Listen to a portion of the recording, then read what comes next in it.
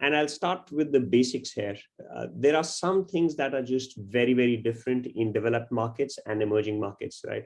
At Enmobi, for example, I was running global marketing, and I was responsible for marketing in the US and Australia and Europe versus the emerging part of the world. And some of the basic stuff that is very different is, one, emerging markets don't have the kind of data on people that developed markets do. Right, in the Western world, you can go out and buy a lot of data from third-party providers. You can buy a lot of the data, and you can figure out really hardcore data-based analytics and marketing strategies. In the developing world, a lot of that is very difficult. One, these providers don't exist in these countries, and if they do, they're very subscale, right? So instead of maybe 5 major providers that will get you covered for the entire Western Hemisphere, in this part of the world, you'll have 12 providers, maybe giving you 30% coverage of the market. So just the availability of that data was really difficult, and hence your marketing strategies would be different. The second part was the lifetime value of customers in a lot of the emerging markets is very low.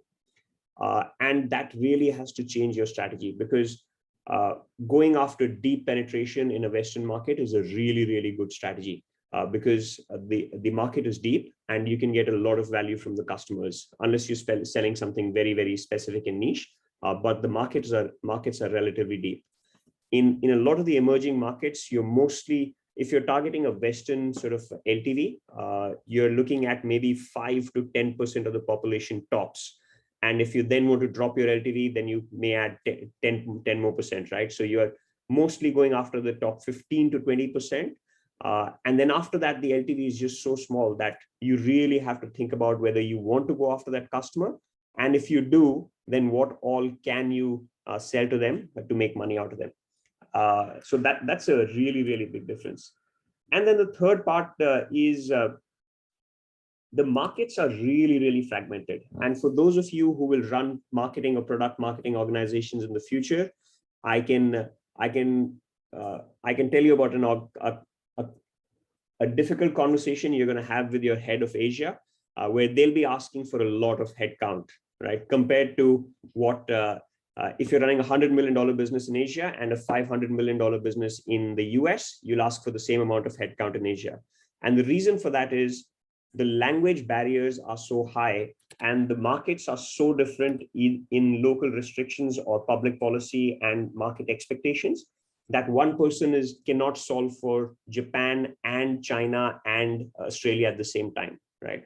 So because the market is fragmented and the markets are so different, being able to serve them with maybe 1 or 2 or 3 people becomes really difficult. While that same thing may be possible in the UK and may be possible in the US. So I'm assuring you that sometime during your marketing career or otherwise general management, you will have this conversation with the Asia person and you'll say, I can't understand, why do you need so many people? But you do.